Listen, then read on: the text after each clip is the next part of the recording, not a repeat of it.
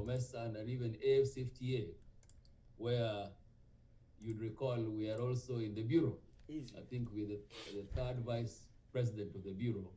And Kenya and Ghana were indeed the first two countries to sign or ratify the AFCFTA itself. And so today is really not my day because Ambassador Weru is here. I'll be unfair to talk anymore other than to introduce Ambassador Weru and invite him to address the diaspora. But just a quick one for those who perhaps have not met with Ambassador Weru before. He is not a stranger to the United States because he is an alumnus of Harvard University, Kennedy School of Government, apart from, of course, University of Nairobi and University of Leeds. Before becoming PS Trade and Enterprise Development, Ambassador Weru was a senior colleague in the Ministry of Foreign Affairs, where he served as our ambassador to the Kingdom of Belgium and Grand Duchy of Luxembourg, and indeed our ambassador to the European Union. And in Ministry of Foreign Affairs, most of us knew him because I think there was no more famous or popular director of economic affairs and external trade than Ambassador Weru. And under that docket, he had many responsibilities, which included coordinating and setting policy direction to bilateral, multilateral trade and economic relations between Kenya and the rest of the world. And just to mention, he was then able to negotiate economic partnership between the EAC, was a participant from Kenya, in the negotiation of economic partnership agreement between the EAC and the European Union. Now, when UK left with the Brexit, left the EU, Ambassador Weru has been the chief negotiator for the economic partnership agreement between the United Kingdom and Kenya, something that they successfully did with the cabinet subcommittee under the leadership of PS Matiang'i and CS Betty in the ministry itself and other stakeholders like Foreign Affairs. And we are glad that it was successfully concluded, signed, and ratified by the parliaments of the United Kingdom and Kenya, and it is now operational. Ambassador Weru, as I said, doesn't need, if I'm to continue talking about what he has had, I'll consume time that would be useful for your interactions, but suffice to say that he comes to us with a wealth of experience that spans not only the public sector in Kenya, but he has also worked as a consultant with the World Bank and UNDP, and so he's an all-rounder, but in this regard, quite a patriotic and passionate Kenyan that looks after the interest of Kenya, even as we negotiate we negotiate the FTA between Kenya and the United States. And so, without taking any more time, Balozi Weru, tafadhali chukua nafasi kuongea na wananchi wa Kenya walioko hapa America, and as I can assure you, we cannot achieve much without the contribution of the diaspora. We try as much as possible to engage with the diaspora, get them nearer, even if you sleep late, but we'll be asking for more of your colleagues also to engage with the diaspora, because, as I said, we only summarize few of the contributions that they make, but they are pivotal for Kenya. You might have seen the conversation we had over the need to encourage Kenyans to be able to take leadership positions in this country for those who qualify. And even as we discuss the process of the FTA negotiations, they're equally useful by virtue of the contacts and the influence that they have with the representatives at the Senate or even at the House, or even subsequently during implementation. And so let me stop at this level. Fellow Kenyans in the diaspora, to warmly welcome Ambassador Weru to engage with the diaspora as appropriate. Ambassador Weru, please.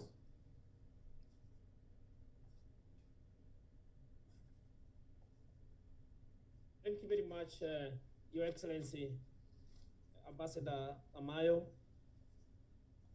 Ambassador Gasheru, the entire staff of the Kenya mission in Washington.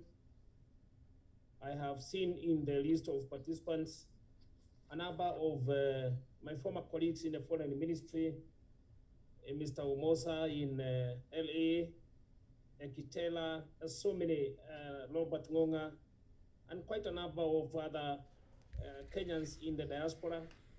It is now almost 7:30 here in Nairobi.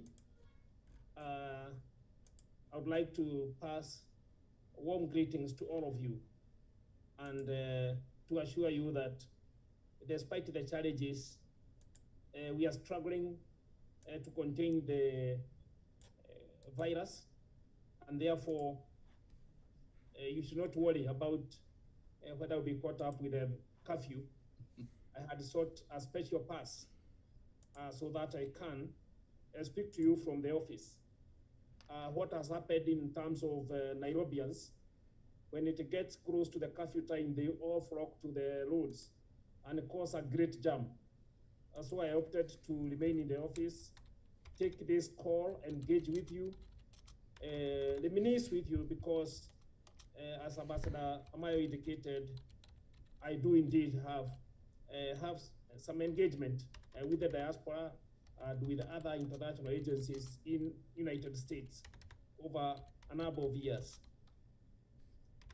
Asante sana, Ambassador Amayo. I'll start by recasting what you have indicated about how the Kenya government values the diaspora.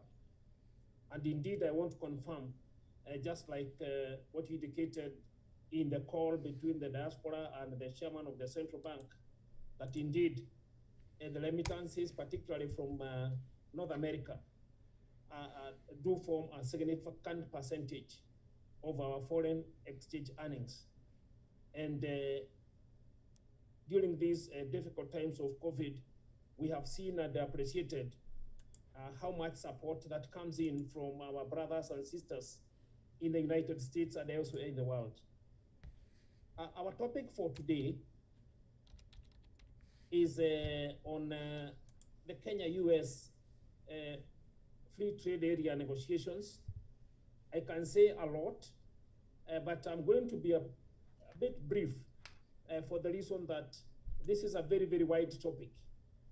I have selected pieces of information here and there so that our diaspora in the United States and elsewhere can get acquainted with what their government back home is doing in terms of this process, and give them the comfort and the assurance that the process is in safe hands. I am the chief negotiator in this process, and I started with it right from the meeting between President Kenyatta and the former president of the United States, Donald Trump. I was, together with Ambassador Amayo, in the White House twice, upon which those conversations at the level of head of state and head of government gave birth to a number of decisions. In this team of negotiations, I have basically 3 groups that assist me. I have a deputy, a lawyer from the Office of the Attorney General, Pauline Muchalo, who deputizes and assists me in the construction of the text. There is a head of secretariat, Mr. Njoroge, Peter Njoroge, the former director of external trade in this ministry.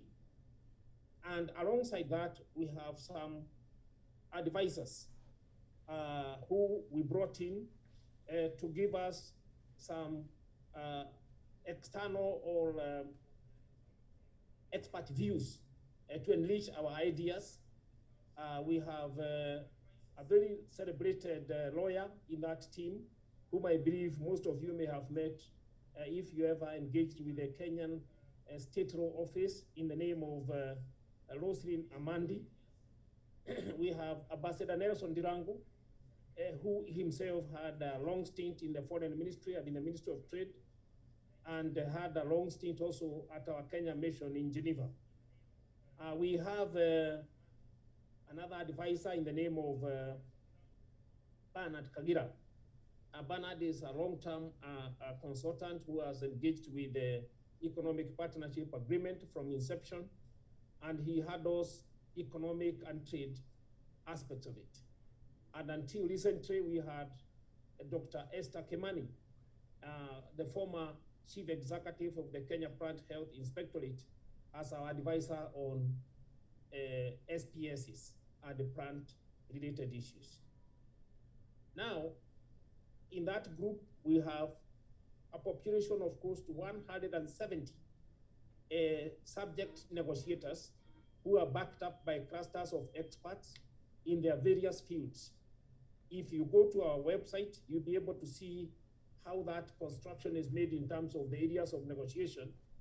We had agreed to 32 areas of negotiation, and after upon review, we reduced that to 25. I'll be giving you an update on that as we move on. So back to the meeting between President Kenyatta and President Donald Trump, a number of things happened. And this is where I want you Kenyans in the US to understand the character and the credentials of President Kenyatta.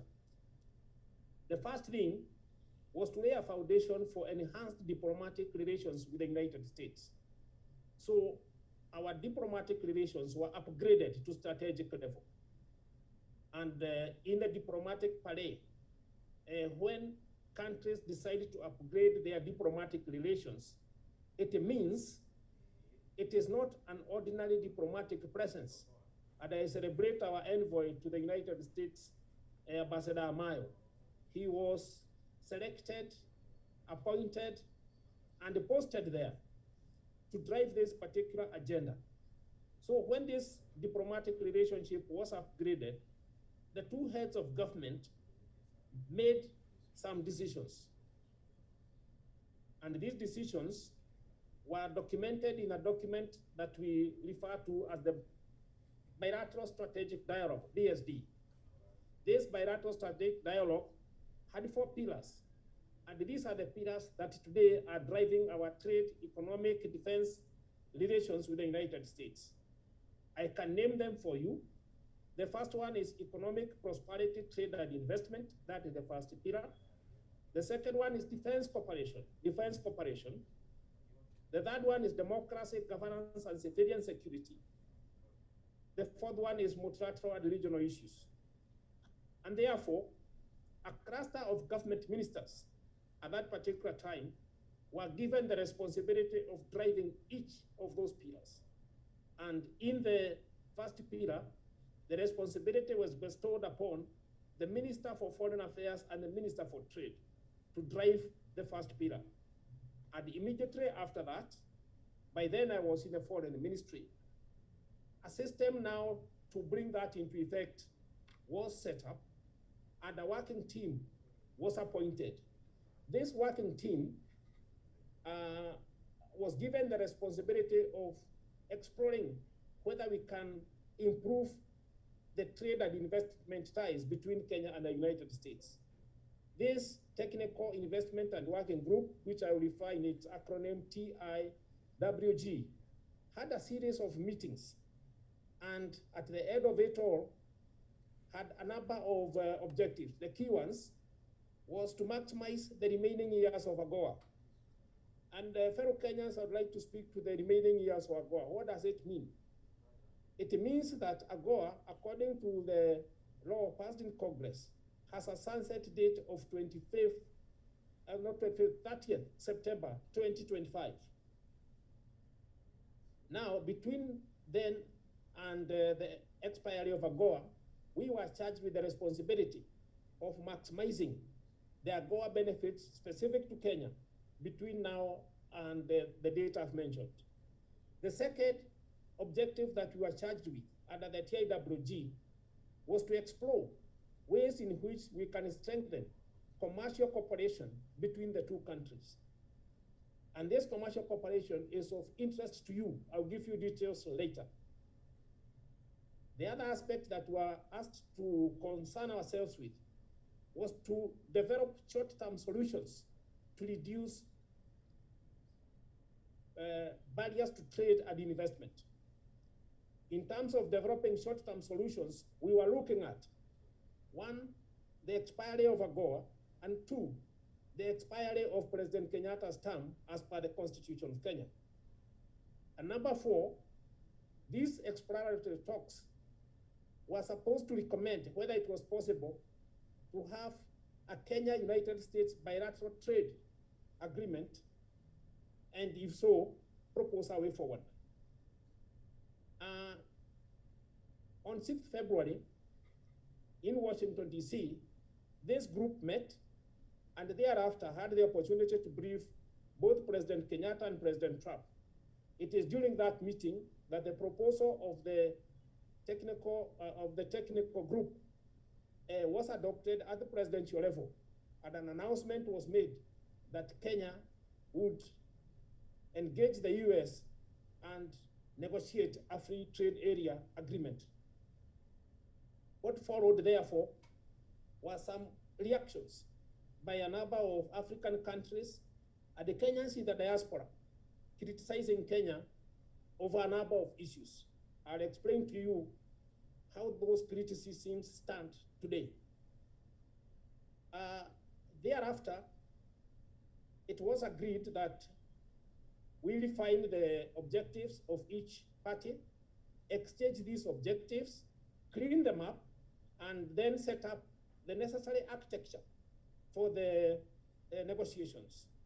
Upon conclusion of that process, on 8th of July last year, the minister responsible for trade in Kenya, Honorable Betty Maina, and Ambassador Lighthizer, then the USTR, officially launched the free trade area negotiations between the two countries. A joint statement was issued by the two parties, and that joint statement is available on our website and also on the US's site website. If anybody is in need, they can visit the website or ask Ambassador Amayo, he'll be given a copy. The highlights of that joint statement were that both parties were looking forward to negotiating and concluding a comprehensive agreement that can serve as a model agreement across Africa, including with other EAC partner states. I would want to assure you that that statement came from none other than Ambassador Lighthizer in his address to the Congress, that the United States was looking for an opportunity to negotiate a model agreement, and Kenya took that particular offer. The other matter that was highlighted in a joint statement of both ministers was that upon conclusion,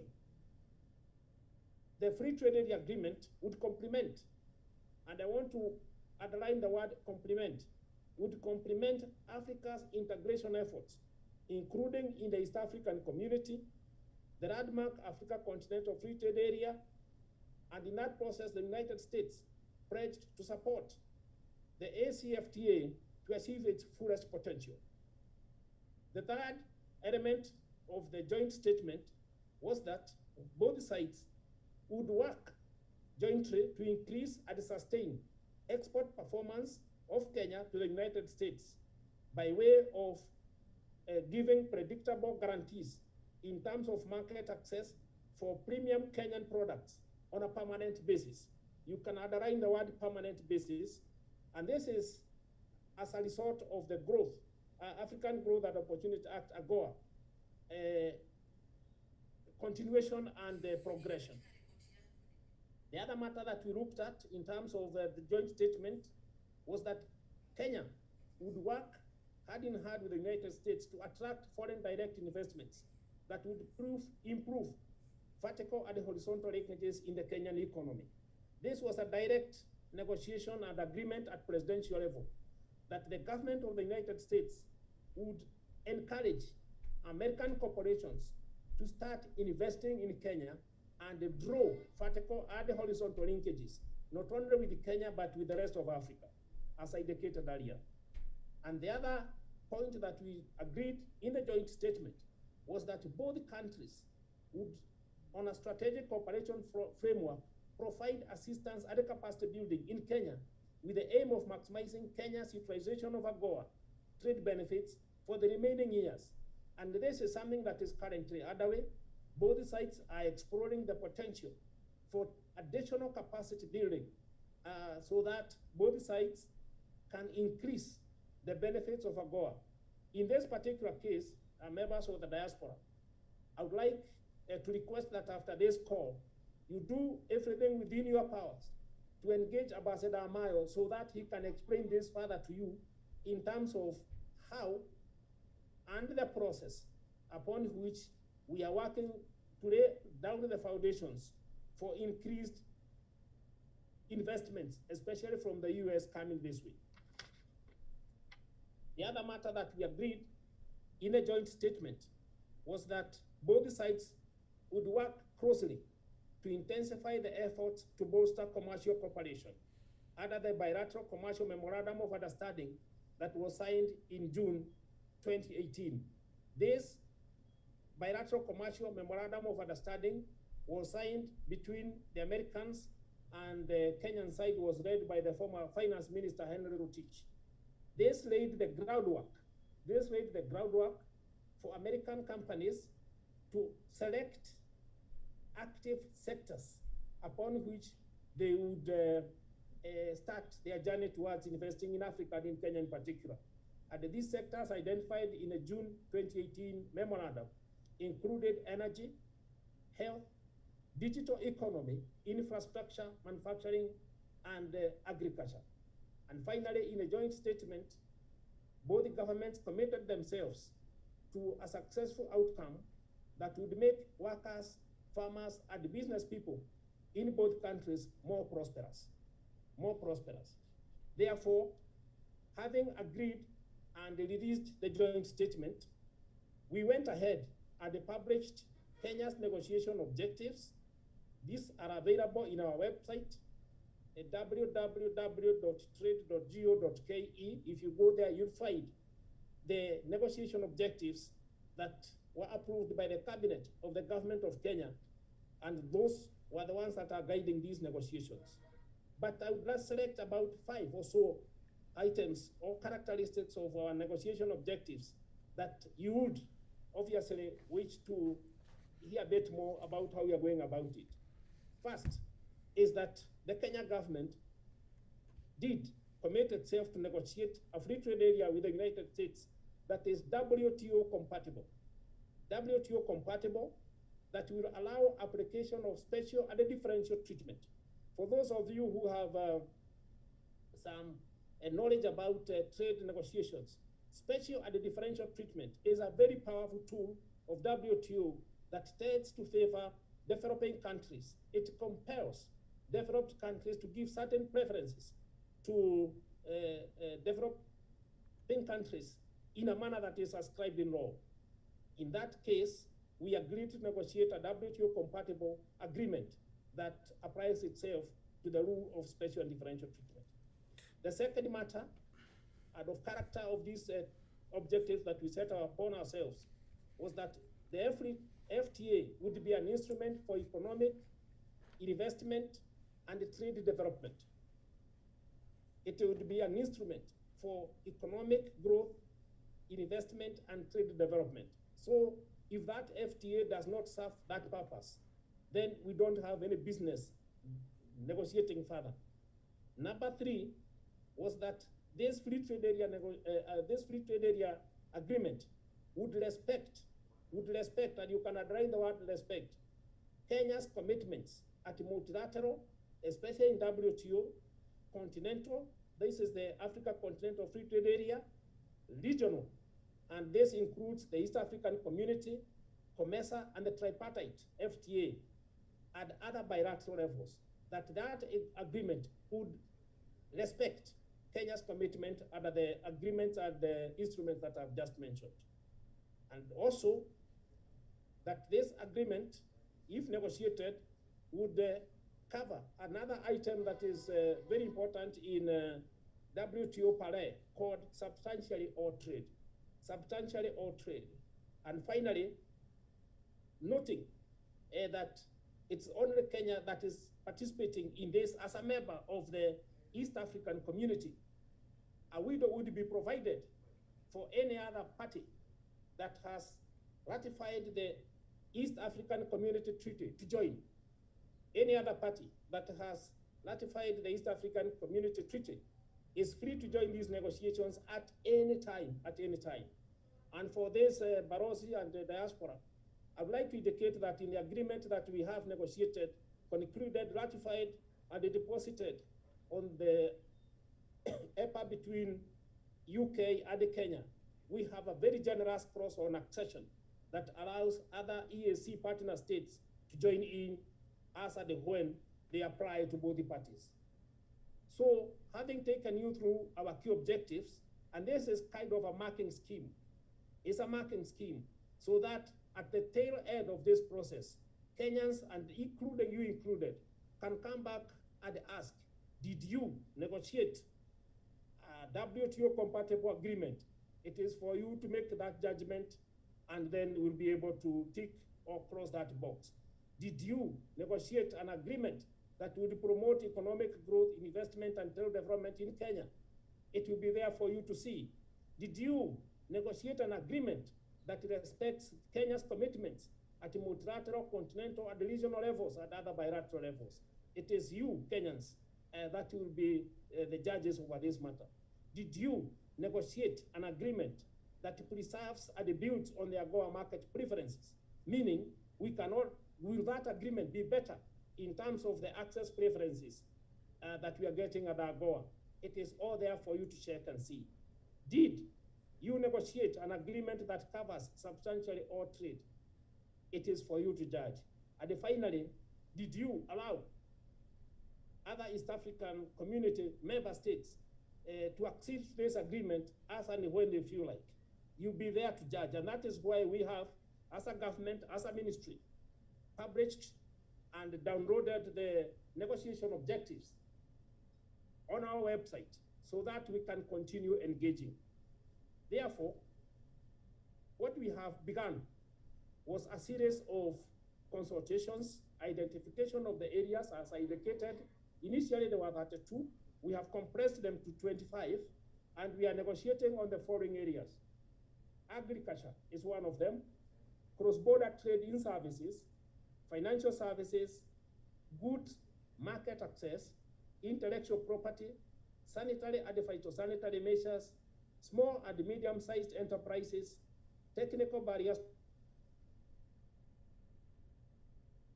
apparel, trade remedies, economic development and commercial cooperation, anti-corruption and transparency, competition policy, customs and trade facilitation, digital trade, dispute settlement, environment, government procurement, investment, labor, state-owned enterprises, rules of origin, origin procedures, sectoral annexes, and good regulatory practices. Those are 25 areas. Don't worry, I'll be able to circulate this handout to the ambassador so that he can share with you. Keep it so that if there's something that you feel you can contribute to this process, you feel free to engage. Our contact at the embassy for the matter of record is Ambassador Amayo, assisted by Ambassador Gasheru, whom I believe is well known to you. At the technical desk, we have a lawyer known as Trisia Karanja and Robert Ngonga. All these are people assisting the management of the embassy. If there are things that you feel we need to know, if there are things that you feel you can add value to, please feel free to engage them. It will get to me. Now, this is the update. Where are we? We started this process the following day after the official launch. As I told you, the launch was on 8th of July. So we started business on the 9th of July. That was the following day. And the first round moved from 9th of July to 17th of August.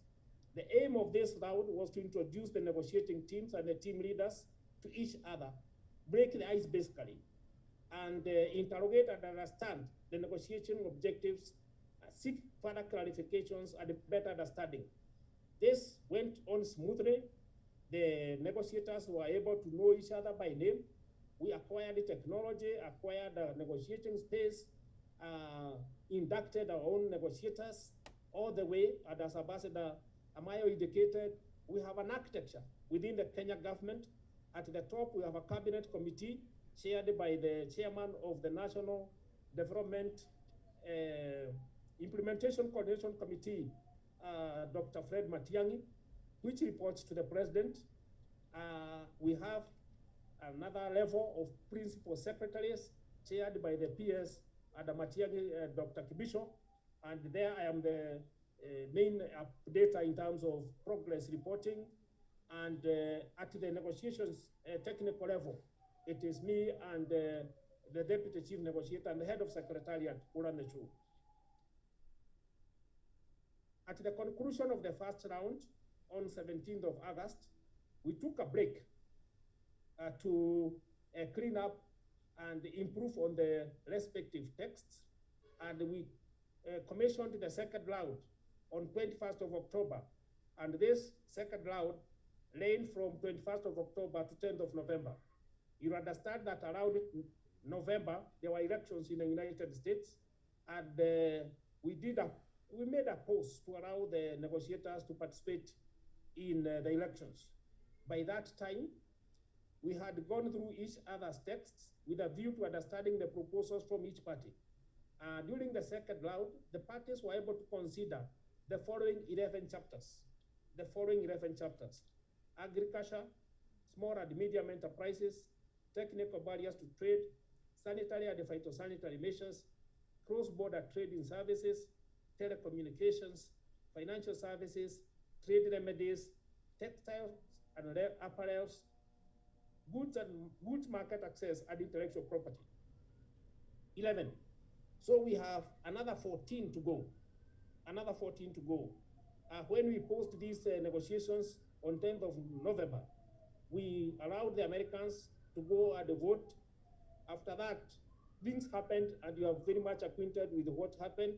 The elections came, and President Trump gave way to President Joe Biden and Harris.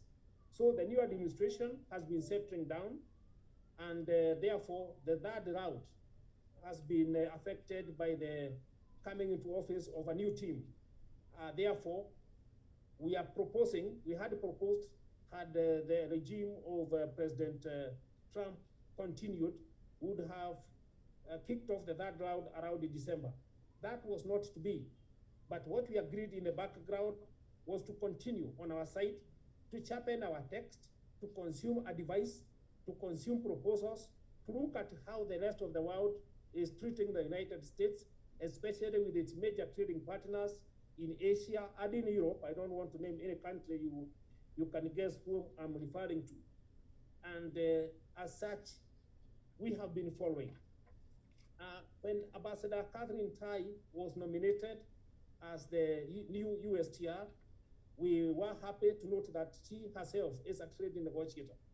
She had served in that position in different capacities in her career. And we are very much conscious of the fact that we are dealing with a trade expert in the clothes of a minister. But that is nothing to worry us. So far, so good. We have scheduled a meeting early next week between the two ministers. An introductory meeting has been scheduled between Ambassador Catherine Tai and Honorable Betty Maina. It will be an introductory meeting that will pave the way at the policy and political level for the launching of the third round of negotiations. In terms of preparations for the third round, this is what we are doing. First, the interlude between now and the 10th of November, we've been reviewing our texts and adding value, looking at the areas of common interest, areas of divergences between us and the US, and the crafting strategies to address these divergences. Number two, the negotiating teams have been working very hard to identify the defense and offensive interests in each chapter. Number three, we have tried also to look at Kenya's strategic positions on each chapter to make sure that whatever is there promotes our interests as guided by the marking scheme that I did indicate to you. For every chapter, that is what we are doing to make sure that we cross a reference with the objectives that we gave ourselves. Another matter that is taking on is the training and capacity building initiative As I indicated earlier, we had agreed on a consultancy that would explore the training and capacity needs for Kenya to implement this free trade area agreement. That process is undergoing. We have already received additional support. And thank you very much, Ambassador Mayo. If you see our brothers in the World Bank, please thank them. They have given us serious technical assistance to help us engage in this process. And also, we have another set of engagements with the private sector. We have a consortium of the private sector that is made up of Kenyan companies. There are also American business membership organizations. And thank you very much, Ambassador Gashero. Some of them have been able even to engage with President Kenyatta. And we are scheming to see whether we can bring on board, to the fullest extent possible, the interests of the private sector, because governments don't do business. It is the private sector that does business. Government just regulates and facilitates. Let me speak to one matter that I thought was of great interest to the audience that I'm speaking to this evening. What are the benefits of this trade agreement to Kenya? I have selected just about 5 of them, the major ones. There are so many. First, as I indicated, is that we'll be able to increase foreign direct investments from US companies into Kenya.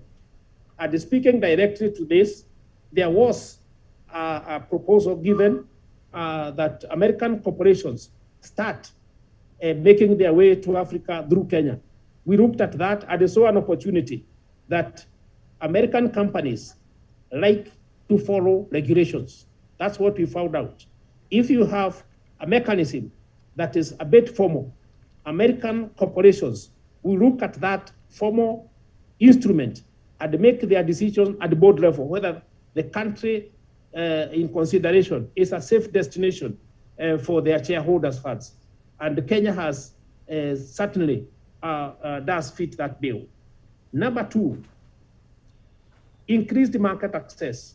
As I indicated there earlier, we are negotiating an agreement that will first of all focus on the current set of products that we are exporting to the United States. The government of the United States has agreed that it will assist us overcome the barriers. And these barriers are both ways. In Kenya, of course, every country is conscious that its people eat healthy food.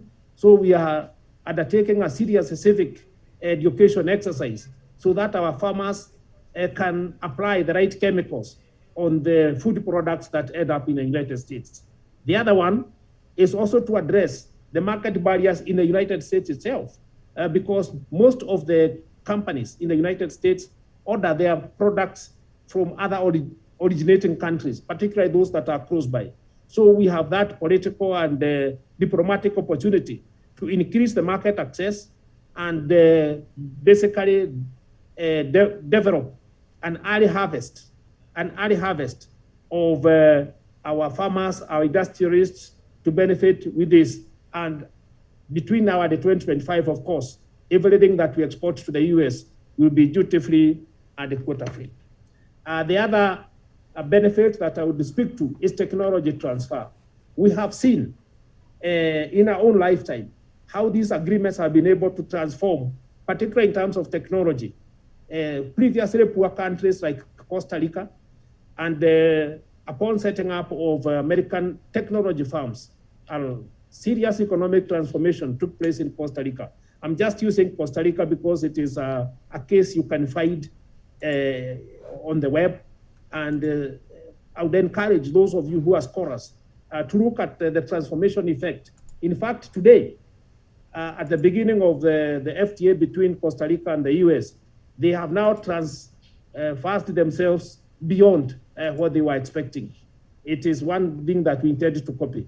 And number 4, we are planning to promote regional integration. As I indicated, we have an objective under President Kenyatta to make sure that we deepen the Pan-African interests. We start with the region moving out, the EAC into COMESA, into the whole of Africa through the Continental Free Trade Area and into the world. And what we are planning to do, should this succeed, is to make sure that by the time President Kenyatta leaves office, he is also the chair of the ACP Summit. The ACP's conglomeration is much, much bigger than the African Union. It has 79 countries, and therefore spread between Caribbean, Pacific, and Africa. We intend to sell this model as a product that speaks to the interest of developing countries, as a product that speaks to the benefits of integration and to the benefits of developing countries overcoming poverty. The way forward, colleagues, is that we are doing this against a number of odds. The first one is the COVID pandemic. Since this process started, we have not been able to meet physically. It's a bit of a challenge to negotiate a trade agreement virtually. But we hope and pray that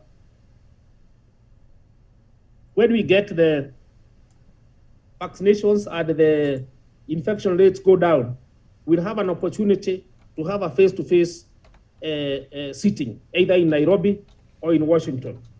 Number two is the fact that Kenya is a small economy compared to the United States, no doubt about it. But we have made good use of all that we can marshal. If it favors us, we are reminding the United States that we sit with them in the Security Council for the time that we'll be there. If it suits us, we are also saying that this is the first bilateral agreement that Kenya is negotiating with the United States. And therefore, we have taken advantage of the 20+ free trade area agreements that the United States have negotiated with several countries in the world. We have studied, coped, and internalized all these agreements, starting with the UMCA, the agreements with Singapore, with Jordan, with Morocco, all of them. We have them at our fingertips. So we are able to see where you can gain and where you can lose. And finally, we have a team of very dedicated Kenyans. I can tell you, because of time difference, it is morning there, it is evening here. Sometimes we go all the way past midnight. And these are Kenyans that are committed to serve their country, to extract the best deal, and have their names in the annals of history, that they were part of the team that negotiated and transacted this agreement. And therefore, despite all that, we have the support of the government. President Kenyatta and his entire cabinet have shown us tremendous support. Every ask that we have put before the cabinet and President Kenyatta has been granted. And we are happy to work for his government and deliver this for Kenyans. Of course, it may not be a very perfect trade agreement, because all trade agreements stand in the test of time. But we are doing our level best to make sure that we set a very, very high standards for trade negotiations, not just for East Africa, but for the whole of Africa. With those few remarks, Ambassador Mayo, let me thank you and the entire Kenyan diaspora in the United States. Let me ask you to continue working hand in glove with any business membership group that you have around the state where you are. You are free to talk to Ambassador Gashero about the mechanism for the early harvest. The early harvest is an instrument that we are using to say, if you find a good idea, put it in our basket, bring it on. We shall give it our support from both the government of the United States and the government of Kenya, so that it can come on board. And particularly for those of you who work for large multinational companies, what they have indicated to us is that they will be looking for you. As they set foot in Africa for the first time, they are looking for expatriates who understand Africa and the ways of doing business in Africa. And that is why it is very, very important for you Kenyans in the diaspora. At this particular time, if there is any Kenyan who has a side disagreement, as it always happens with the government of the day, let us put that aside. Promote your country, promote the interests of our future generations. If we pull this through, I believe that we'll be on the right side of history, and we'll be able to look back when we retire to say we gifted Kenya, we gifted our generations an instrument that has decided or was used to eradicate poverty and development challenges in Kenya, in Africa. I submit God bless you all. Thank you very much, Ambassador Weru, for a very informative and useful presentation that I believe goes a long way in clarifying, making clarifications that were really necessary, and helping us look into the future, the way forward. But at this stage, Ambassador Weru, allow me to ask Ambassador Gacheru, the Master of Ceremony, to conduct the interactive session where our distinguished members of the diaspora, some have suggestions, some have questions to be able to raise with you. And I hope even if we delay you a bit, you'd appreciate, but I must also thank the diaspora for sparing time to be here, because it's a working day, a working day, and with the time differences. So, Ambassador Gacheru, can you come on board? Not forgetting that Ambassador Gacheru, Mr. Ngonga, Mr. Kitela, and Madam Karanja are at your service. They're very committed to promotion of economic relations between Kenya and the US, particularly seeing the FTA through. Ambassador Gacheru, over to you. Oh, thank you, Balozi. Thank you, Ambassador Piers Weru, for clarity. It's a very impeccable presentation. And I think if you share it, it's a very good document for us to continue. This time I will allow the diaspora representative, group one, that is Robert Shuri, to give a few remarks, and then we'll followed by Laban Opande, so that he's a legal lawyer representing. And then from there, we're gonna have, for clarity and for gender balance, we have Dr. Otich give us more remarks. And then we'll have Professor Otiso to comment a little bit on the education chart. He's very for now, Robert Shuri, please go ahead. Thank you. Thank you, Ambassador Gacheru. Chief guest, Ambassador Johnson Weru, His Excellency Ambassador Lazarus Amayo, Deputy Chief Mission Ambassador David Gacheru, the embassy staff of the Republic of Kenya, Washington, D.C., fellow diasporans. Thank you so much, Ambassador Weru. We feel enlightened and informed by your presentation. It has come at a very good time in which we can be able to see that there is an implementation project that the diaspora can be involved in. I represent the Global Diaspora One Voice Consortium, an organization that brings on board many organizations in the diaspora, not only just in the US, but across the world. We have members from the European Union, UK, Asia, Middle East, and even in African countries. So we are representative or a consortium that brings together professionals in various sectors, whether it is in the legal sector, whether in the business community, academia, and even professionals in the health sector and so forth. And we are happy here, Ambassador Gacheru, because you have highlighted issues and objectives that are very, very crucial to us in the diaspora.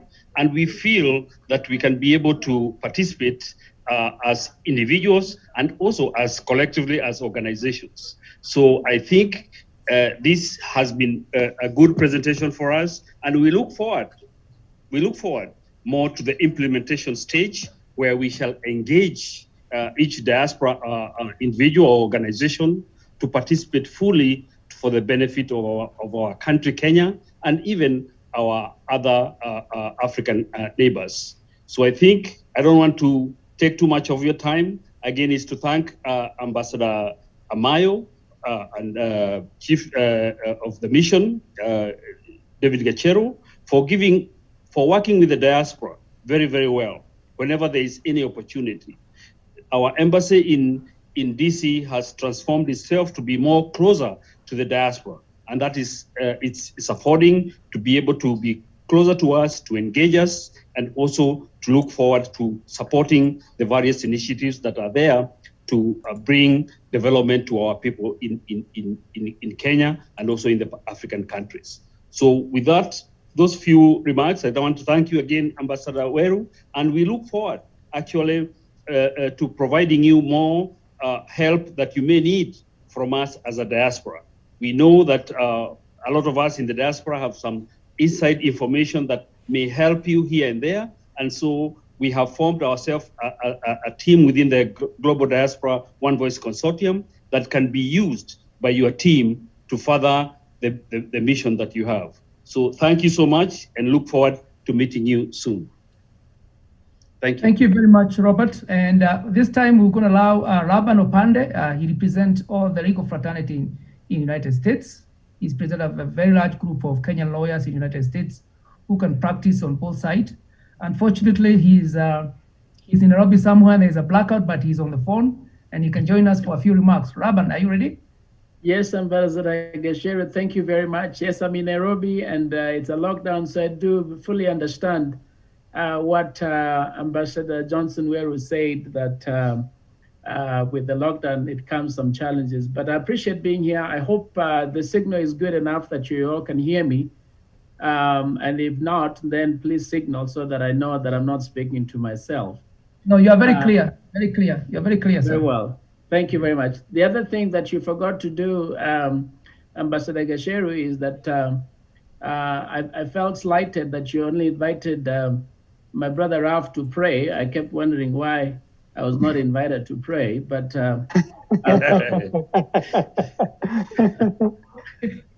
maybe I need to work on my skills on praying. But I want to thank everyone, and obviously Ambassador Amayo and Ambassador Weru and Gacheru, it's a great honor to be in your presence, as well as my fellow Kenyans, wherever you are. I've been looking forward to this conversation for weeks and months, actually, and it's a great honor that I'm here now. And I hope that this is just the beginning of many other discussions that we shall have. As it may have been intimated, we've tried to organize ourselves as diasporians in a way that we are more productive and organized in a way to respond to this calling, which is a great opportunity that has come our way in terms of the trade between Kenya and the US. So we want to give everything that we can. And we are actually very grateful that the government is reaching out and having these kinds of discussions with us as diasporans, because then we feel that we are part of the process of the discussions. Now, the key thing here is, I think many of the people who may be on this platform here, people who have been in the US for many years, who have become professionals in their own right, in very many capacities, whatever it may be. And I'm sure even within the context of the few that you reduced to the 25 key points of discussions,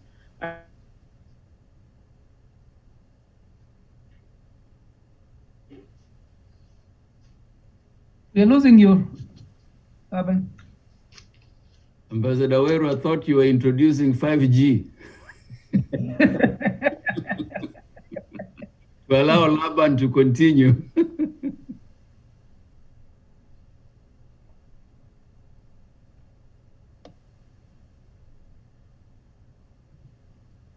Yeah, maybe you can introduce Professor Gerono while we're waiting. Maybe, I don't know. Maybe Laban is coming back. David, can you call the next speaker? Laban can continue when his network is restored. Okay. Dr. Rono, can you come back? Dr. Rono? Dr. Rotich? Yes, I'm here. I was like, who's Dr. Rono? I think Ambassador Maya has got it by now.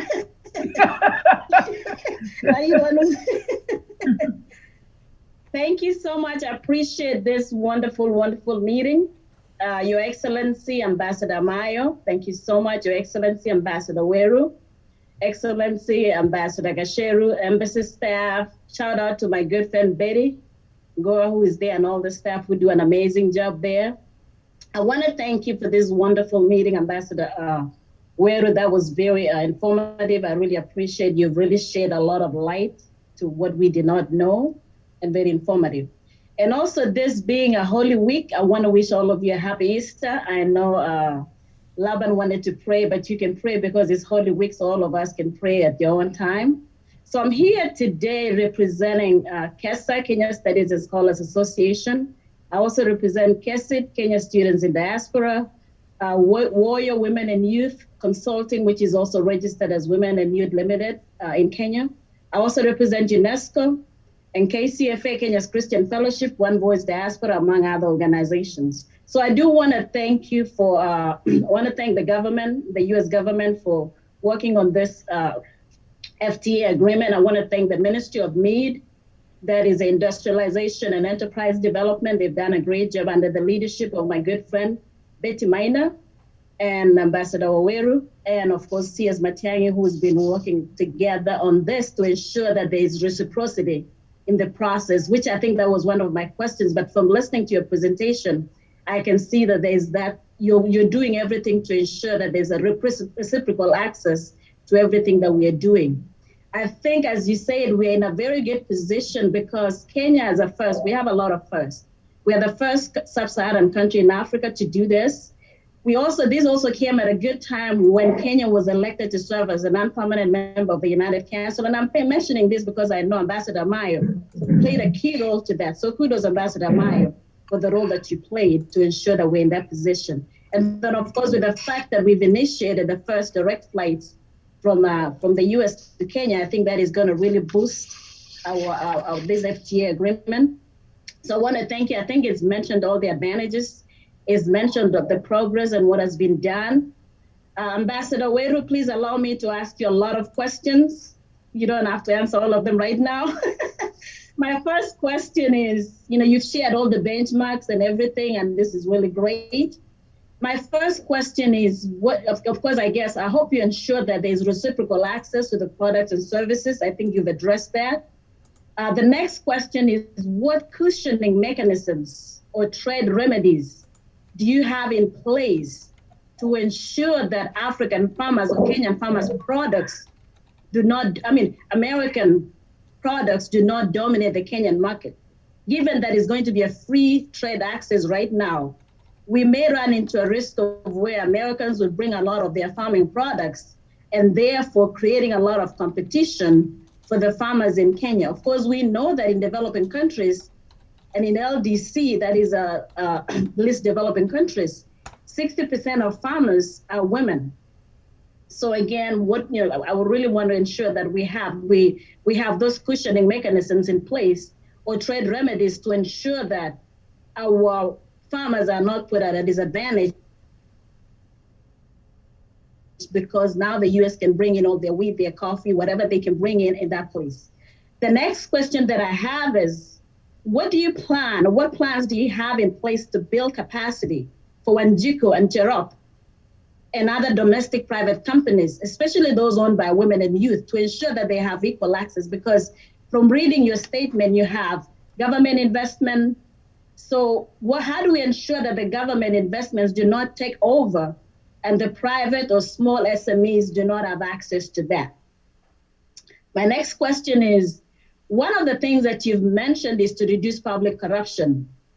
What mechanisms do you have in place to ensure that there is no corruption in this process? And then I think Kefa might ask this is, how do you plan to engage the diaspora to build capacity and skills transfer? Again, like I said, I'm very closely, I work with the students and scholars, and we don't just remit money, we also have skills. How do we ensure that? And then my last question, actually, this was interesting because I actually encountered this in person in a meeting in DC where we had a high delegation of Kenyans. I'm not going to mention names because I don't want to get in trouble. Do you plan to implement an anti-counterfeiting agreement in an effort to ensure that we raise the standards for the IP standards, to raise the IP standards? It was actually interesting. We were in a meeting and we had gone to a place and we had this delegation from Kenya and they bought some products and the others were buying, but one of them said, don't worry, we just need one because we're going to make a copy of this one. That was so embarrassing. And I thought this has got to stop. So what do you have in place? I think Matisha was there with me, but we were with a few people and we looked at each other and it was embarrassing. So what resources do you have in place to increase the participation of women and youth in this process? I do apologize for the many questions, but I really needed to put those in place. Thank you again for the great work that you're doing. We're here in diaspora to support, to give up our time, whatever we need to do, but we're here together because we appreciate and we love our country. Thank you again for giving me this opportunity, and you all have a great Easter week. Thank you very much, Dr. Teach. And now we're going to allow Professor Ogeto to give a few remarks, and then we're going to open up to interactive sessions with all the members. You can raise your hand, and you'll be called in order of the time you raise your hand. But for now, Professor Ogeto, please, are you there? You saying Ogeto or Otiso? Ogeto or Otiso? Ogeto. Okay, I guess Otiso, Professor Otiso will add on to my 2 cents. One, I want to thank Ambassador Weru for staying late. I hope you're being paid overtime to address to America, which is awake at the moment. And our ambassador here, thank you so much for coordinating this. Mine is to...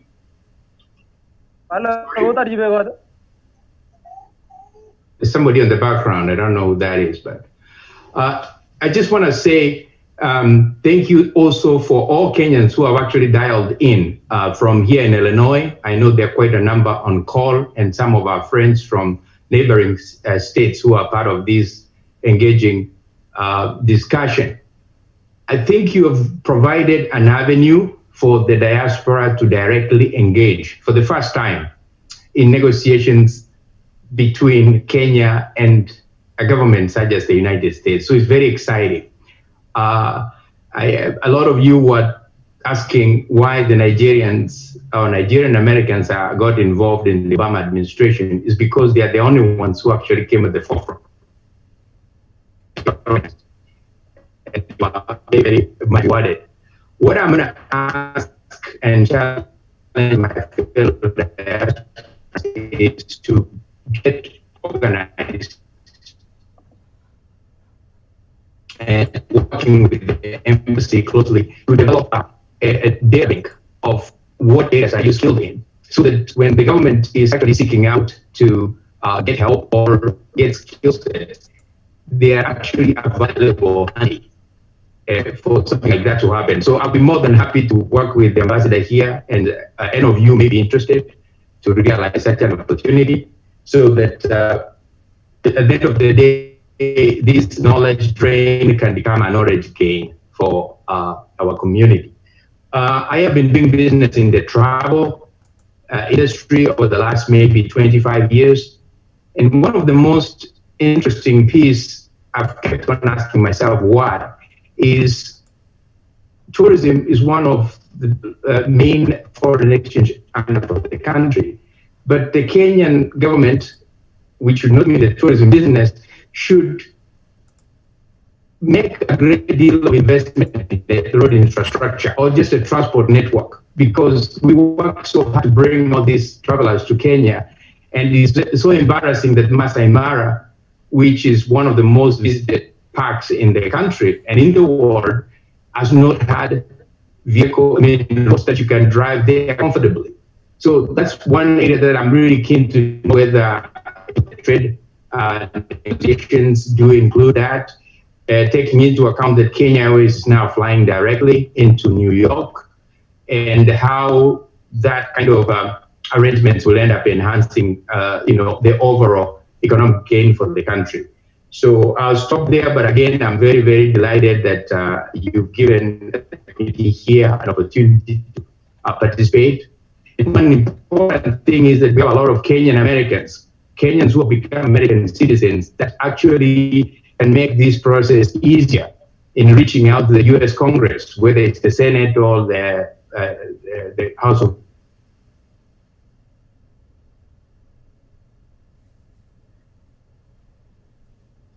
I think we are losing you, Professor. And then finally, the government has woken up to realize the benefit of that. Thank you so much.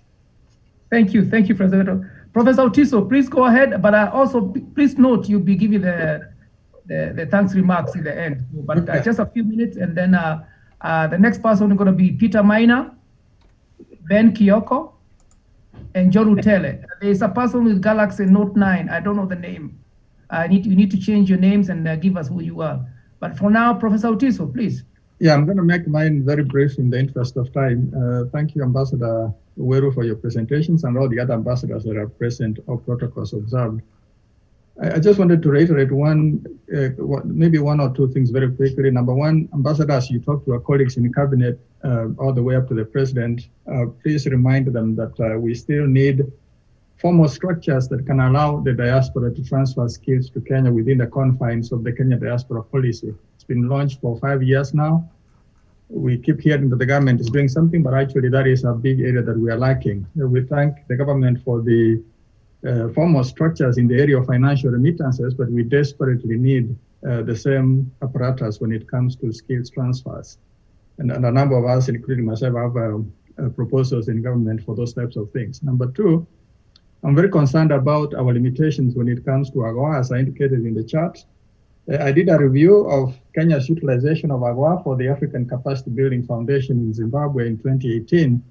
And actually, I saw a very long list of limitations. We're only using about maybe 10 or so lines under AGOA of the 6,000 that are available to us. We are still struggling with basic things like lack of domestic sources of raw materials like cotton.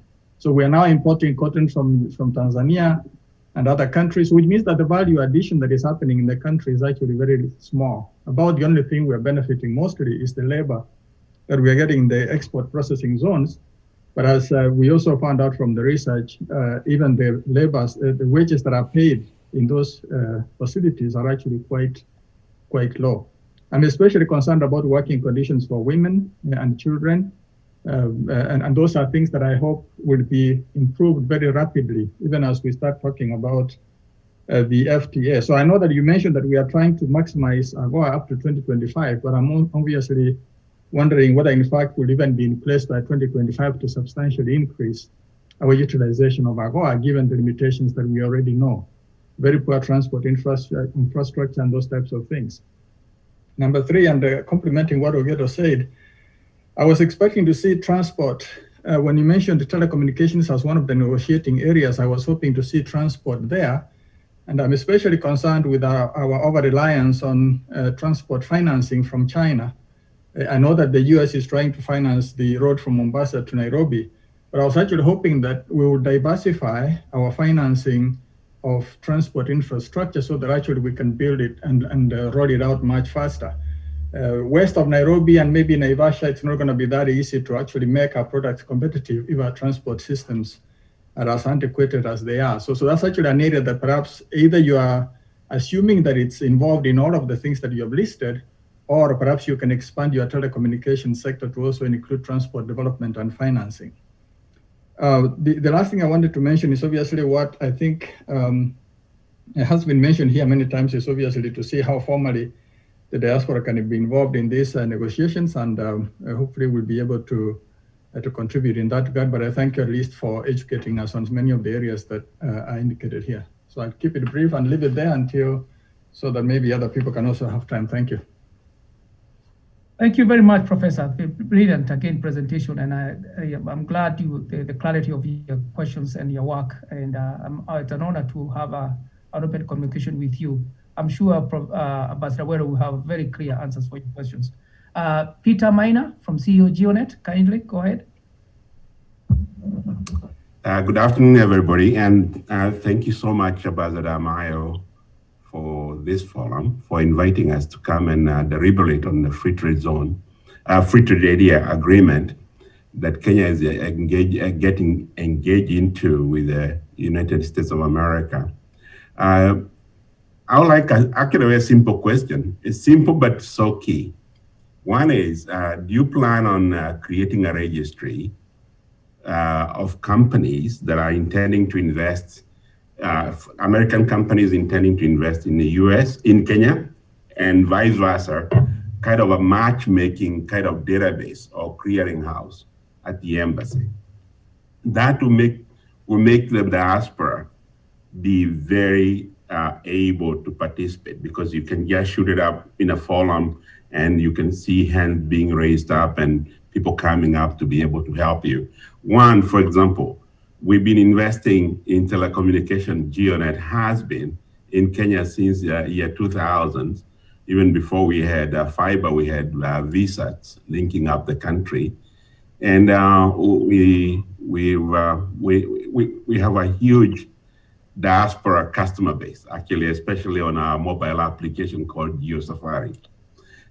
We'd like to know when companies are trying to get in that sector, we'd like to help.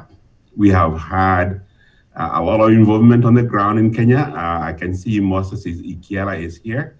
He and I has worked very well on the ground, and we've really tweaked the laws in Kenya. We do understand telecommunication, and we would like to know, if any company from the US want to go to Kenya, how do we work together? How do we help them or kind of circumvent or overcome the potholes we have gone through for 20 years? That's one. The matchmaking part will make life very easy for both countries. You know, clearly you're able to know who in terms of your database can be able to execute a particular plan. Okay, that's just simple question, but I believe it's going to be key to our ability to participate. Thank you very much, Peter. The next person is Ben Kioko, and after Ben Kioko, we allow Ambassador P as well to respond to some of those questions. Ben Kioko, please go ahead.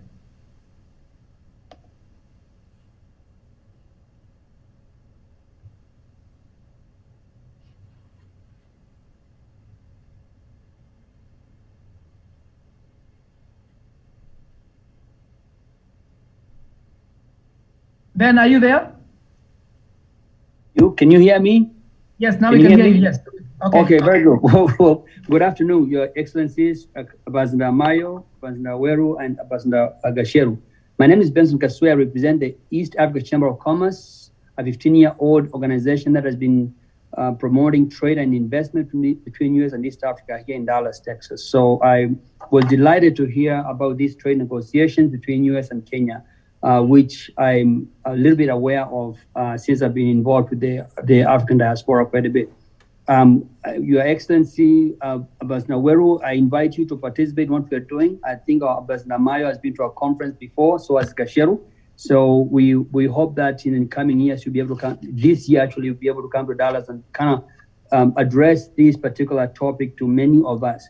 I have a question, however, as I listen to your conversation. I know that with respect to the AfCFTA, the African Free Trade Agreement, the discussion was initiated by His Excellency President Kenyatta during that meeting in Addis, where only it took 30 minutes for all the heads of state to agree on this agreement.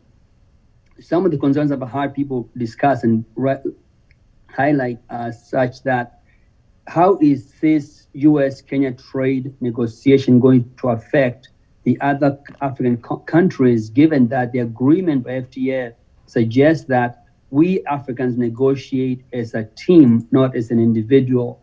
And is what Kenya going to get with the US, other countries going to be able to attain the same thing? Now, meaning the smaller countries, the big countries, are we going to be able to get the same agreement? Or is it going to be just specific to Kenya? And how does that affect the negotiation with the African continents we are very much in support of this? And the idea was to ensure that the large countries don't come and bamboozle African countries that are poor and take advantage of them, which was done for a long period of time. So I look forward to listen to your answer to that particular question. But thank you so much for taking the time. This is a lot of good work, and we look forward and remain open to working with you as we promote trade and investment between us and the East and the US. Thank you so much. Ambassador P as well, I think we have enough questions. Maybe you can answer those questions, and then we can go to the NEMO instruction sessions. Thank you. Thank you very much, moderator, and my brother Gacheru. It's always a great honor, first and foremost, to engage with our brothers and sisters living millions of miles away. Every time I get the opportunity, I feel very proud that we have top-notch representatives in those countries where you have chosen to live and stay. And allow me to congratulate all of you. It's not easy. I've been to other diaspora meetings of other countries, and I have seen the quality of engagement. It's about grievances. At this time, I've not had a grievance about a visa and so on. I'm very thrilled that the quality of the engagement is top-notch. And congratulations, Ambassador Amayo, for the way you've been able to raise the bar in such a way that we are able to engage at the right levels. Let me respond as follows. I'll start with Ben Kioko. Ben, the Continental Free Trade Area Agreement has a proviso on third-party agreements. And this does not in any way prevent member states from negotiating agreements with third-party countries at all. At the beginning of this transmission, Ambassador Amayo did indicate a number of African countries have concluded agreements with China, with the United States, and many other G8 member states. That particular provision in the agreement has a rider that says what you offer that party, in this case, what Kenya will offer the United States, will also be open to all the member states that have ratified the African Continental Free Trade Area. And that is one of the things that we did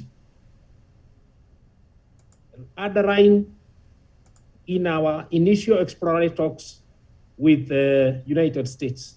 So when this agreement came into force 1st of January this year, we did provide that particular reminder that what they are going to discuss, what we are going to negotiate with Kenya, will become fully available for the rest of African countries, and vice versa. Now, and I don't want this put anywhere, the first mover advantage is what Kenya is looking for. If you know what we are looking at in terms of the entire American market, we'll be there ahead of everybody else. We have already started on the airlines in terms of movement, in terms of communications and so on. But our greatest advantage is in the ability to attract American multinationals to enter Africa through Kenya. It's a gateway. On Mr. Maina, I can assure you that transport is one of the areas that we have identified under the economic development chapter. But transport is an enabler. It is an enabler, and that is what we are saying in terms of the architecture of the key projects that will be negotiated under the bilateral strategic dialogue. That will come as part of the economic assistance to Kenya. I heard somebody mention the Mombasa Nairobi Expressway. It's part of that engagement and many others, which I believe towards the end of this transmission, and Mr. Gasheru can briefly touch on without violating the rules of non-disclosure. Let me speak to the issue of labor. We have a very strong chapter on labor.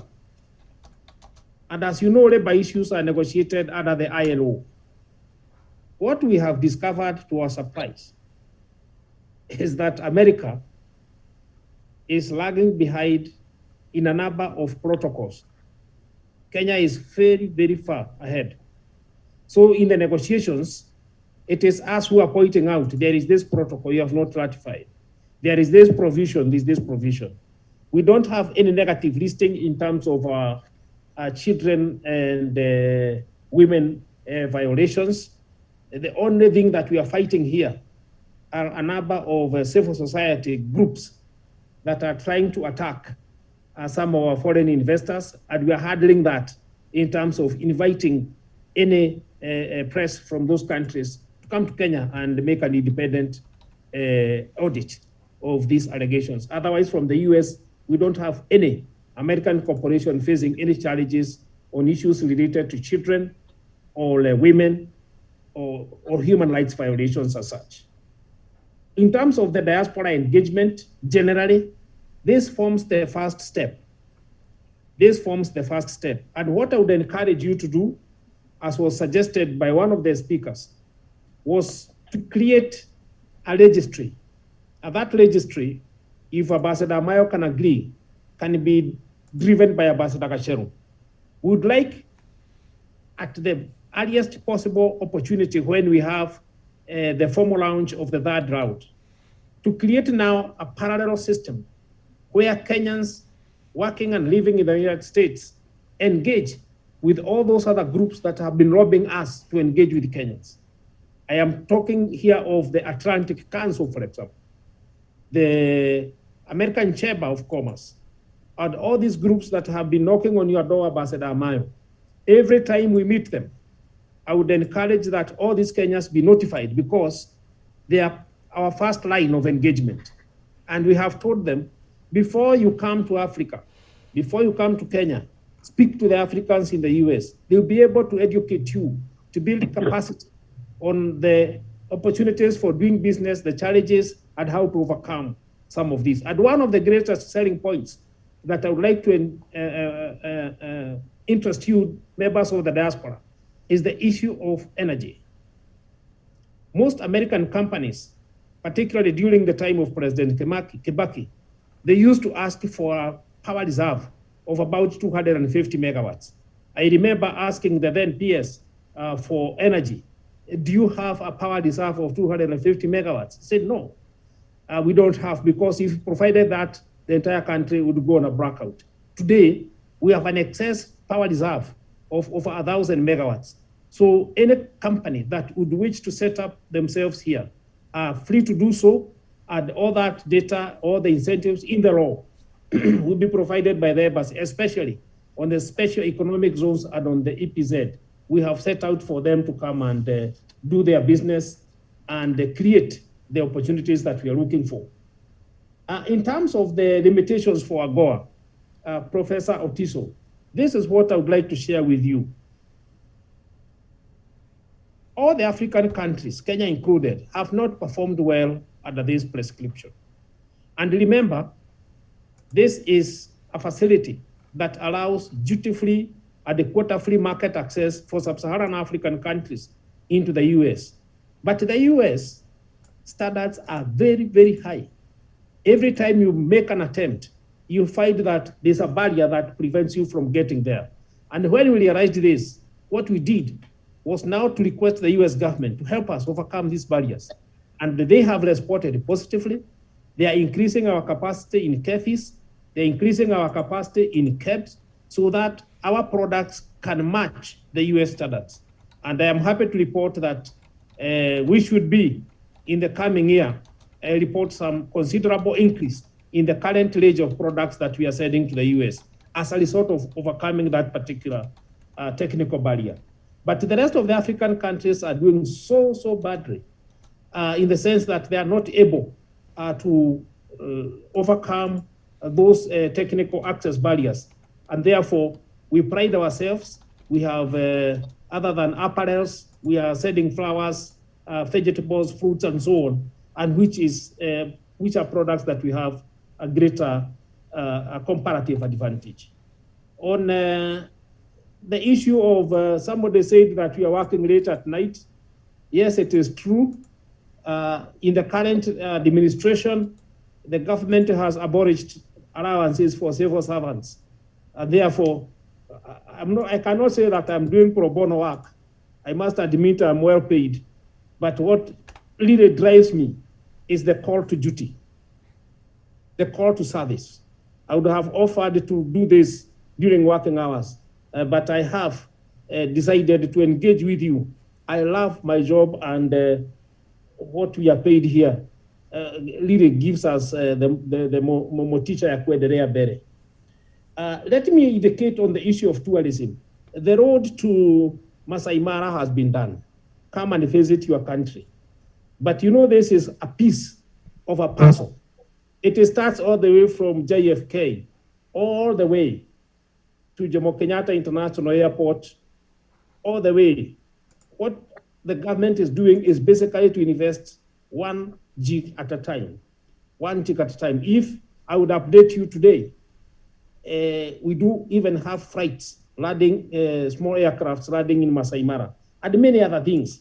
But the greatest thing that we are trying to look for, in addition to the arrival of American tourists, which, by the way, is the largest contributor of tourism, tourist arrivals in Kenya today, prior to COVID, we have a very elaborate mechanism of making sure that American hotel chains set themselves up here.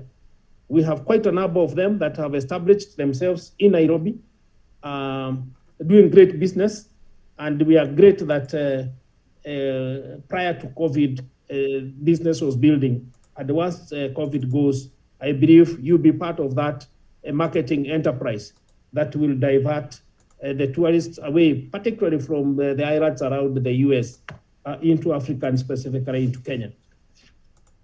On the issue of Professor Gerono, I may not be able to answer all your questions, but they are quite heavy. One of the things that I would tell you, madam, is that negotiating a reciprocal agreement is exactly that.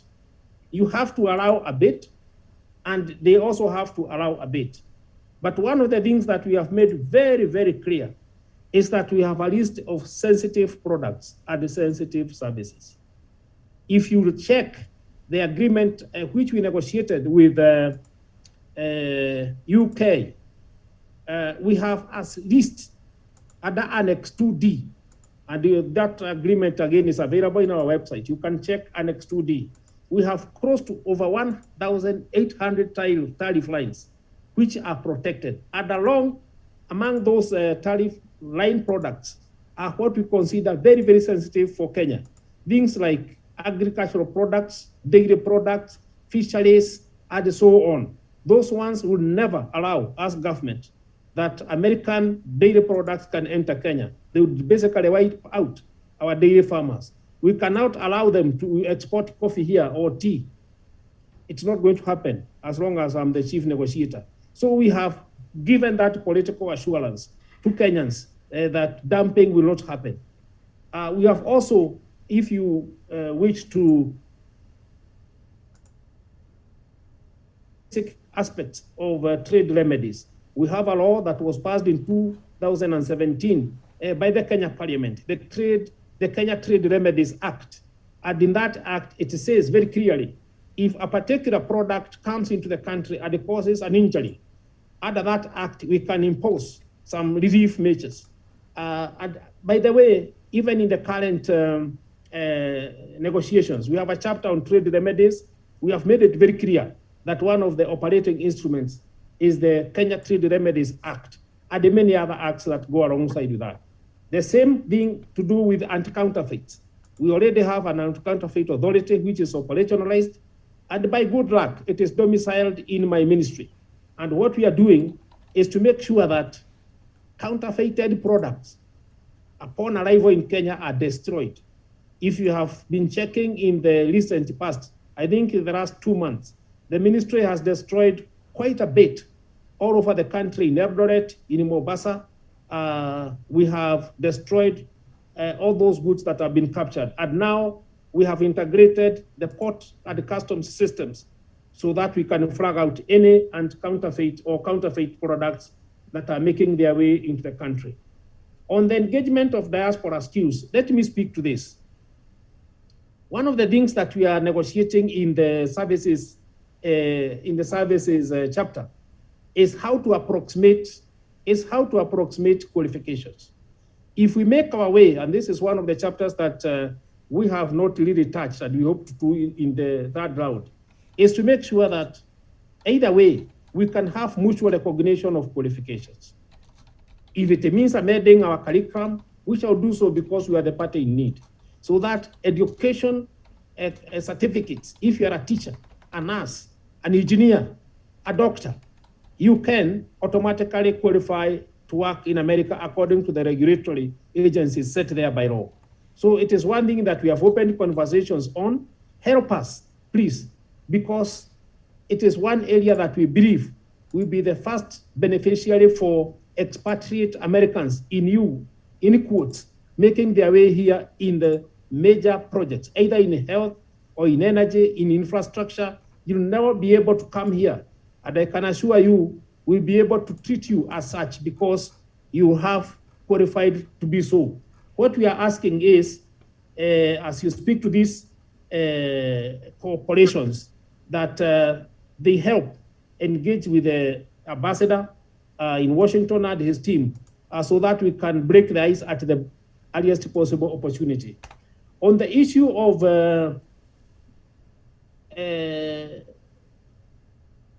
on the issue that was raised by, again, Professor Rono, we are trying our level best to support the SMEs.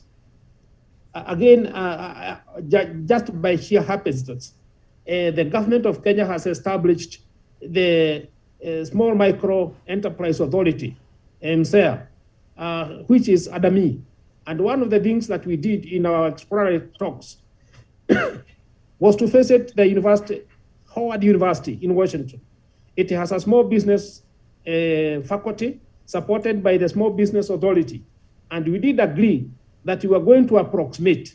And what we have done in the negotiations is to define what an SME is.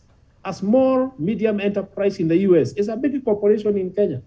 So we have classified everybody in this country who is doing business as an SME. The same thing with the state-owned enterprises.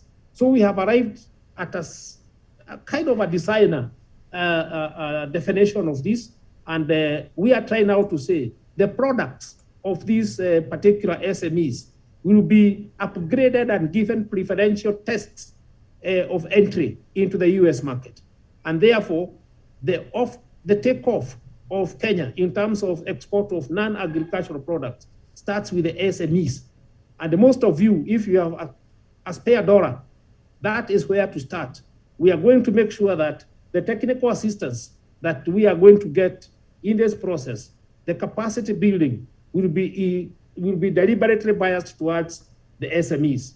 And finally, a lot of you have indicated the need to develop, to work with the associations that you belong to. My take is, these associations are good. Register with the embassy. Because at one point, if this thing takes off, and I do believe soon and very soon, you may have noticed that President Biden has spoken already to President Kenyatta. And now we are going to the ministers level. There will be a breakthrough very, very soon. Our voice to you will be through these organizations. So have a database ready, have your networks activated. If there is need to speak to us, we are always available. We are public servants. We have no business not agreeing to an appointment that is called for by the diaspora. And with that, I would like to congratulate Ambassador Amayo for the good work that you've done to bring all of us together. It is something that I really celebrate you for and request that we have this as many times as possible. So, Ambassador Gashero, that is the much I can say in a nutshell, and I give it back to you. And thank you very much. Thank you very much, Ambassador P.S. Weru. Really appreciate, again, impeccable presentation and clarity. Really appreciate that. I think we have two more questions we can take in the spirit of time and for what's going on right now. I ask you, please, to do just 1 minute. Don't take more than 1 minute, please. Let's start with David Ochwangi, then Rose Oginga, then Ann Karuki, and John Rutere, and then we go from there after that. Thank you. Okay. Thank you so much, Ambassador Gasheru, and everybody on the call. Obviously, in the interest of time, I'd like to make this really short. Ambassador Weru, good to see you, sir, for another time. We first met in Washington when you launched the FTA with President Kenyatta. So I'm happy that I'm part of this panel and honored that I'm, in front of a lot of good people here. But I just have a couple, concerns or questions for you, things that I would like for you to consider. Because as you alluded in your presentation, is that we've had a lot of gaps in AGOA, for example, over the last year since it was launched. And I think we missed a lot of opportunities in making sure that we capture what we had. And that being that we were not privy, we as a diaspora, with the breach in this process in facilitating the trade, but we really were not that technical. We didn't know what the nuances were with the trade agreement. And I don't want us to make the same mistake again. So that said, I think what you've said is that maybe you've not been very clear, but we would like to help and be a part of the conversation directly at the tables, those of us who can or who have an understanding of what this is, to be a part of these negotiations. After our meeting in last year with you and the president, actually speaking for myself, I reached out to the State Department. I've got some contacts there. And what they suggested is that, you guys, the diaspora, you're the bridge, you're welcome to be a part of these conversations. But I didn't hear that off you in your conversations today. And I would just like to put it in front of you that if there's still room, because you've mentioned a lot of people that are part of this team, but majority of them are here, they're in Kenya. So we're going to be able to be the ones to facilitate that, to be the navigators, meaning to make sure that traders in Kenya, for example, have access and understand how this American market works. And as they say, the devil is in the details. So we want to be a part of that process now, not after it's been implemented. And I just wanted you to have that in mind. And second, I think my buddy Kyoko invited you to a conference. We host a lot of them. So we have another one coming in September. I'm chairman of the Association of Kenyan Diaspora Organizations, and we host conferences here. Maybe this is one of those, if you're able to make it, you have an open invitation to join us in August in Seattle, Washington. But that's it, and thank you so much. Thank you very much. Now we go to Karuki. Good afternoon, everybody. Can you hear me? Yes, we can hear you. Okay, my name is Karuki. I'm a lawyer by profession. And first, I want to say to thank the organizers of this meeting. It's been wonderful, wonderful presentation. Very well, very articulate. And thank you, Mr. Ambassador. I think we first met in New York when you were working out of the New York office. And the peers and the other ambassadors. I have two questions. Oh, no, let me rephrase it. First, it's commendable about American this investing back and forth, American investors and all that.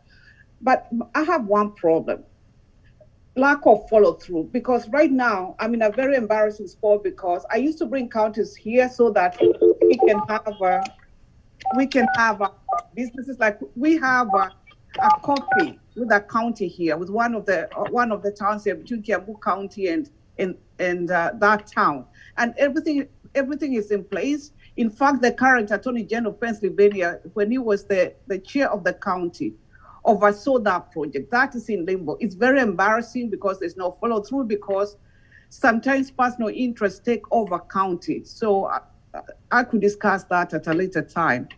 And then a lot of investors, American companies want to do business in Kenya, but they want to know two things. What's the ease of doing business in Kenya? What steps have been taken? Because there were very many roadblocks and it was difficult, to do business. And secondly, what are we doing about corruption as a way of also easing business? So with those few remarks, because I don't want to take too much time, I'd appreciate a response. But we have a lot of investors. I know a lot who like to invest in Kenya because I deal with them and I deal with poverty alleviation. So this is one way of, they can make the money at the same time. Kenyans can get better prices and, we alleviate poverty. It's a win-win situation. So I'm very keen, on trade between the two countries. Thank you very much. For the spirit of time, Rose, please come in and let's be brief again, because most of the questions we are asking have already been asked. And again, we are giving the record of the information and the presentation that Ambassador Wero has given us. We'll share it, and you'll find those questions there. So Rosemary, please go ahead and please be brief. Thank you. Thank you. Rosa Ginga from Florida, and I'm very, very appreciative of Dr. Amayo, Honorable Amayo, and the team. Ambassador, this is an honor to have us here and speak up. I'm actually here to appreciate the call that I made the last time we met.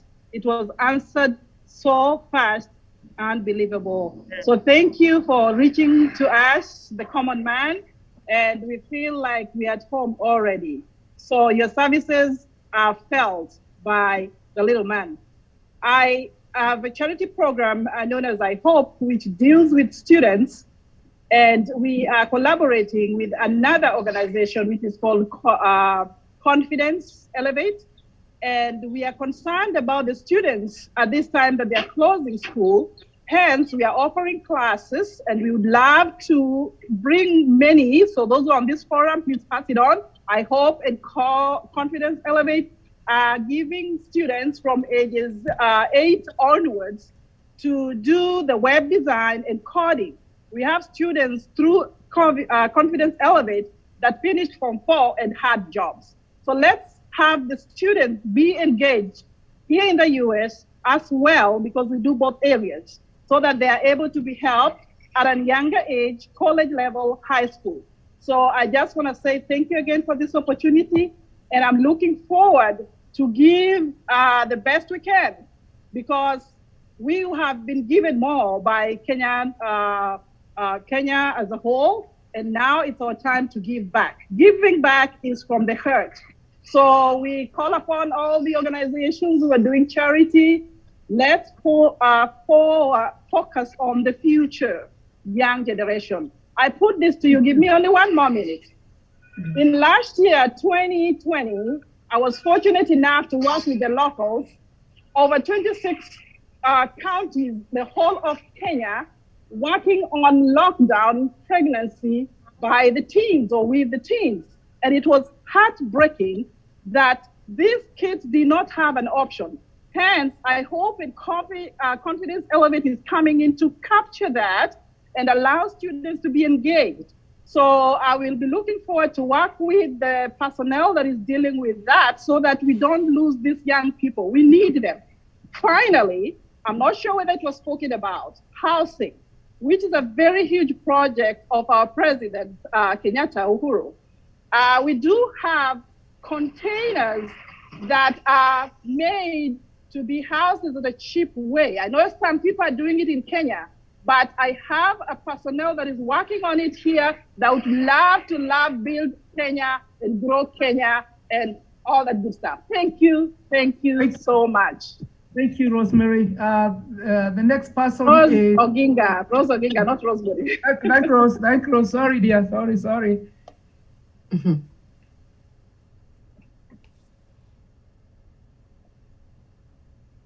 Geoffrey Sionet? Yes. Yeah, thank you, Ambassador Sharon. Thank you, Ambassador Amayo. I want to say thank you so much for this forum, and even the PS for such a great presentation. Like I said in the past, I would want to see how we can be able to connect with our local community. I know people have talked about that, but mine is not a question. I just want us to see how we can be able to start a conversation with the businesses and organizations that are in St. Louis. I'm from St. Louis, Missouri, and we have great connections with the organizations that are interested in work in Kenya. So mine is just to see if we can be able to start a conversation, or maybe a contact of the person who will be able to, like tomorrow, I have a meeting with them, and we have around 7 of them that we're having a conversation tomorrow. So just to see how we can be able to hook up with somebody to get this conversation going. But thank you so much for this forum. Thank you very much. Go ahead and if you could answer a few of those questions, and then we have a vote of thanks with Professor Otiso to give a few vote of thanks, And then after that, we'll have a closing remarks with Ambassador Mayo, because I think we are so much over time. Kindly, Professor Otiso, give a closing a vote of thanks after PS Weru give us answers to those questions. Thank you. Thank you very much, Barozi. And again, great appreciation for all those Kenyans out there who have showed to us very interesting and intellectually stimulating questions. I must admit that I had to take a leap of faith in trying to appear before such a distinguished audience. And I told myself, you have it and you can deliver it. And I'm happy that we've been able to engage. I'm so happy that we are cracking the content in the way we envisaged. Without any specific order, let me indicate first on the issue of sitting on the table. Sitting on the table, we have only two parties, the government of Kenya and the government of the United States. And therefore, any other party cannot sit by application of law. What we have done on the part of the Kenya government is to create a forum like the one we are having to receive your petitions. And then we, as your servants, transfer those petitions into the technical box, cook them and serve them in the form of the negotiation texts. So those of us who are in the diaspora and may want to contribute to these negotiations, Ambassador Gashero will give you, at the end of this transmission, contacts at the embassy. He is there to do exactly that, assisting Ambassador Mayo, receive all those and forward them to me. When I receive them, I will process them into the next level. If it is a matter that requires, say, good regulatory practices or labor or environment, I will refer that matter to the specialist handling that. And then if there is a mechanism that you can agree to, you can get a feedback. But remember, negotiations are always confidential. We cannot disclose beyond what we have disclosed. It's only an act of patriotism that we have opted to give you a snippet of what we are engaging. And remember, our other party, they are not exactly what you believe they are. They are also interested in learning what we are doing so that they can run ahead of the curve. But you do have a great team in Washington that will help you in terms of reception of the ideas that you have. On the issue of AGOA, let me speak to it once again, because we have a very small window between now and 2025. When AGOA expires, America has indicated very clearly they're not going to renew AGOA. So one of the things that I am personally watching as a diplomat is what African countries will do when they realize that this agreement will not be renewed and they are going to lose the market access. They will come running, but they'll find that we have moved a few steps ahead of them. So what we are trying to do is to act in selfish best interests and to say, if you can learn from somebody who has been there, then you start from a point of advantage. So help us. All these agencies set up by the government, especially the Kenya Investment Authority and the Kenya Bureau of Standards, are very, very critical in terms of accessing market access for the products that we are currently selling to the US. I would be happy. And Ambassador Mayo, when this opens up, we'll be happy to participate in B2B with as many American business groups as possible, as many Kenyans as possible. Throw these things in. We can take advantage of these virtual opportunities so we don't have to incur a lot of freight costs and accommodation costs. We'll do this. In terms of Karuki, sorry, I dropped off at some point. I don't know what happened to my internet. I would like to assure you, the issue of corruption in Kenya, American relations, is not as the way it is played out in the media. We have and continue to provide as much information as possible on the anti-corruption measures that the government is taking. All these agencies that we have set up, the prosecution, the investigations, and eventually the convictions is something that all of us are watching.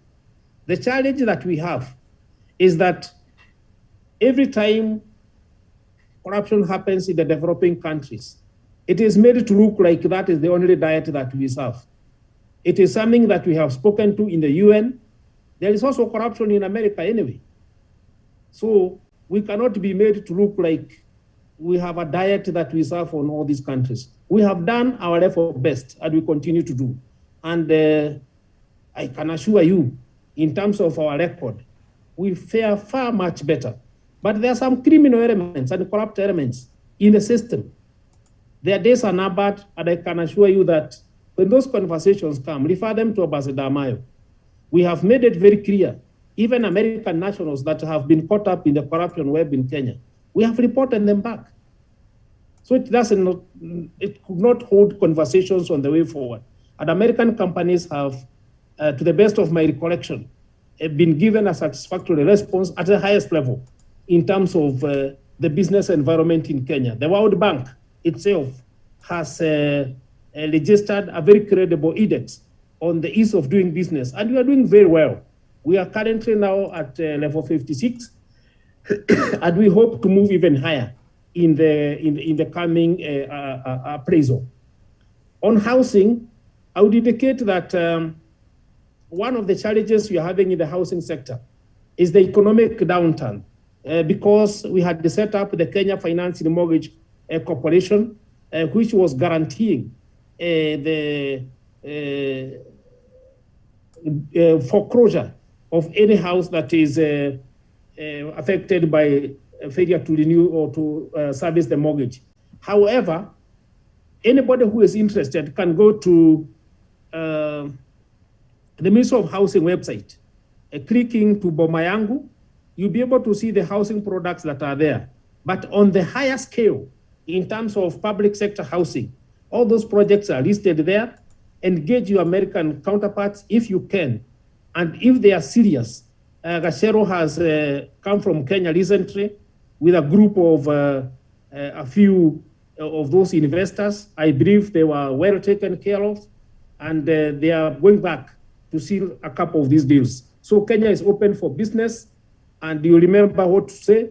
If it can work, if you have a few examples to cite, you don't have to worry so much about what others may think of. But Kenya is way, way, way ahead in terms of African opportunities. On the issue of engagement with the counties, let me tell you this. Kenya is still a unitary state, and the counties are not separate governments. Therefore, if you want to deal with the counties, the first person to deal with is your ambassador. Put him in the loop, because there are certain things under the law that governors are not allowed to do. But when they are processed through the embassy will guide you. There's a legal officer there who will make sure that you don't cross beyond the allowed limit. And I'm saying this because in my previous life, I dealt with a lot of litigation on Kenyans in the diaspora who had engagements either with some characters in the counties, and things went out of the way. So let us coordinate that. The Kenya Investment Authority is there. I am there myself, also as the PS responsible for trade. My colleague, Ambassador Kaberia, is there in charge of industries, and above all, our national treasury. But what is important is walk through the embassy door, and you'll be able to get there. Finally,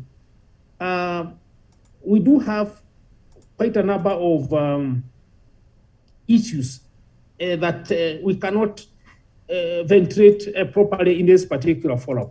And this being the first one, I believe Ambassador Amayo and your team, you'll be able to produce a kind of a readout to be shared by very many other diasporians who have not been able to join in this call. And we kind of out of that, develop an FAQ, a kind of an instrument that will speak to these issues. We break them down for the diaspora so that the next conversation becomes a kind of an incremental, a value addition to the previous one. And we'll be happy to contribute to that and to make sure that we have this going on. Very, very last, the African group in Washington, of the ambassadors, it will be important that you see how you can organize a call, Ambassador Amayo, with Wamukele Mene. Wamukele Mene is the Secretary General of the ACFTA. He has been Nairobi twice in the last 1 month.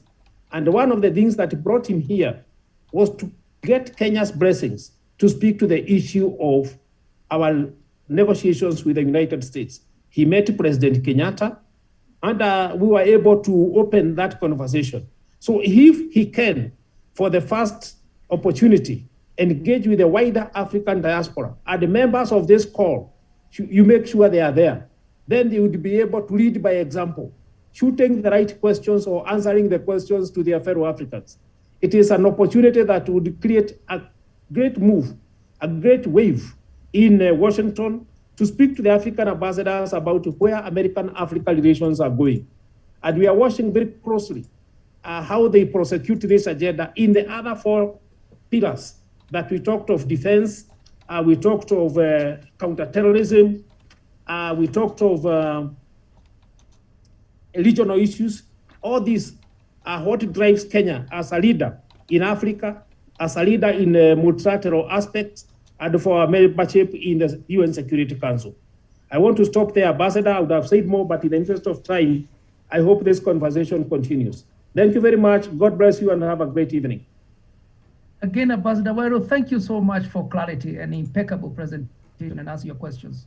This is a very valuable movement for us. Again, Professor Otiso, a short vote of thanks, and then after that, Ambassador Amayo, our head of mission, will give us a closing remarks, and then we'll call it a day. Thank you so much, and thank you for your patience. Professor Otiso. Yeah, thank you so much, Ambassador Gacheru, for the opportunity to do the word of thanks, and Ambassador Amayo for convening.